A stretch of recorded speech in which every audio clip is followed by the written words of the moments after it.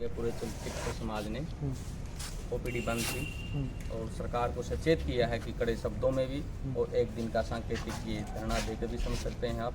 और अभी हम कैंडल मार्च करेंगे यहाँ ब्राह्मण धर्मशाला से होते हुए सब्जी मंडी तक और वापसी फिर ब्राह्मण धर्मशाला तक आएंगे। और सरकार से भी हम अनुरोध करते हैं और कड़े शब्दों में कहते भी हैं कि पूरा चिकित्सक समाज, पूरा बरवाड़ा ही नहीं पूरा इंडिया का, आप इस समाज को छोटा मत समझना, किसी भी तरह से छोटा मत समझना। ऐसे अगर डॉक्टरों के साथ दरिंदगी होती है तो आम पब्लिक, आम नागरिक जो बेचारा गरीब नागरिक है उसका क्या हाल होगा आप समझ सकते हैं। एक हॉस्पिटल में 200 से 300 पेशेंट एडमिट भी हैं, कितना स्टाफ है, कितने वहाँ उनके अटेंडेंट हैं, और वहाँ पर भी एक चिकित्सक का ये ऐसा हाल होता है, उसकी हत्या कर दी जाती है, गैंग रेप होता है।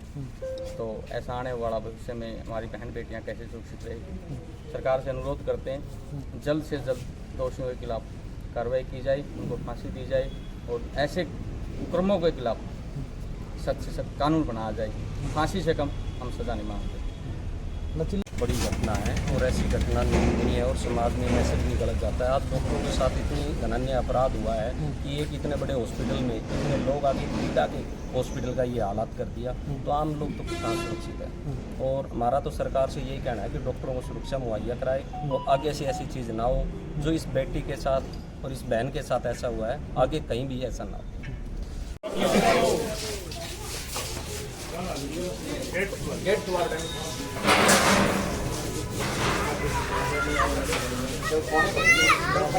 ब्राह्मण धर्मशाला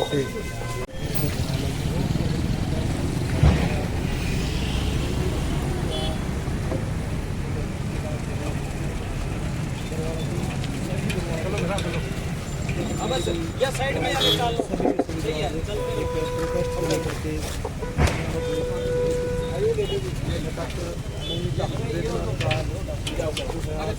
सजा दो, सजा दो, सजा दो, सजा दो, सजा दो, सजा दो, सजा दो, फांसी की सजा दो, सजा दो, सजा दो, फांसी की सजा दो, सजा दो, सजा दो, फांसी की सजा दो, सजा दो, सजा दो, पापी को फांसी दो।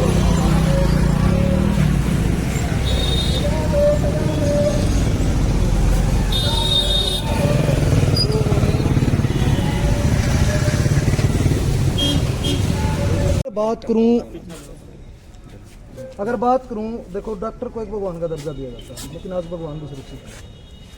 ये एक भगवान का दर्जा दिया जाता है, वो क्या है, सिर्फ आजकल वो किताबों में रह गए। कोई मतलब ये नहीं कि समाज में इतने दरिंदे खुले घूम रहे हैं और उनको सरकारें संरक्षण करती हैं, और उसके साथ जो हुआ, जो पोस्टमार्टम करने वाले लोग हैं, वो मुझे नहीं लगता कि अगले 1-2 महीने तक सही से नींद भी ले पाए, क्योंकि जो वहाँ दरिंदगी हुई है उसको कोई शब्दों में तो बयान कर ही नहीं सकता। वो तो मैं पहले ही कह रहा हूँ कि भी वहाँ जिन लोगों ने पोस्टमार्टम किया, जिन्होंने उसकी हालत देखी होगी, वो अगर सही में मनुष्य है, संवेदनशील है, तो 1-2 महीने वो नहीं सो पाएंगे। तो आप इस चीज़ से अंदाज़ा लगा सकते हो कि कितना हुआ होगा। जहाँ तक बात है पब्लिक को का भी एक धर्म बनता है कि वो कहती तो है भगवान है, भगवान है, लेकिन जब ऐसे मामले आते हैं तो उसमें वो पब्लिक भी इसमें अपने वो राजनीति करने। अब तो उसी दिन की बात बताता हूँ, वहाँ पे बड़े आराम से कैंडल मार्च निकाल रहे थे, उसी आरजीकर मेडिकल कॉलेज के बच्चे, छात्राएं, उसमें 7000 लोगों ने मिल के उस हॉस्पिटल पे हमला बोला है।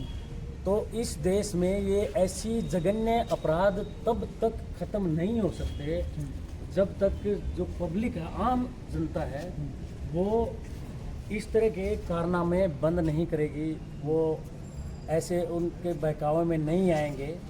और ये हमारी ये मांग है कि आप ये देखो, ये तो कहते हैं कि कई बार चाहे किसी भी सरकार हो, कोई भी पार्टी हो, हम किसी भी चीज़ पे जाते ही नहीं। सरकारें किसी भी देश प्रदेश की हो, वो सब ये कहते हैं कि भी हमारे यहाँ पे इतना लॉ एंड ऑर्डर है, इतना दुष्ट प्रशासन है कि आप खुलेआम सड़क पे घूम सकते हो। आप खुलेआम की बात कर रहे हो, वहाँ पे पूरा हॉस्पिटल मरीजों से भरा पड़ा था और वहाँ पे ही इतना बड़ा कांड हो गया कि ये कह रहे हैं खुलेआम घूम लो। इतने बड़ी भीड़ में भी मतलब लड़कियाँ महिलाएं भीड़ में भी सुरक्षित नहीं। तो ये इस तरह की है। अब हमारी मांग ये है कि भी जिसने भी ये अपराध किया है, इतना जघन्य अपराध, उसको जल्दी से जल्दी सजा, और जितने भी लोग हैं इसमें, क्योंकि हमें वहाँ के जो बंगाल के डॉक्टर हैं या उस कॉलेज के डॉक्टर हैं उन सब से पूछताछ की जाए, क्योंकि इसमें एक शक और आ रहा है कि हम नहीं कहते जांच सीबीआई है, सीबीआई अच्छी जांच करती है, ईमानदारी से करती है, इसमें कोई शक नहीं है, लेकिन उसमें किसी भी जांच में कोई भी आदमी इसमें शामिल है, चाहे वो प्रशासन का है चाहे कोई भी है, वो इसमें बचना नहीं चाहिए किसी भी हद तक। ये हमारी मांग है।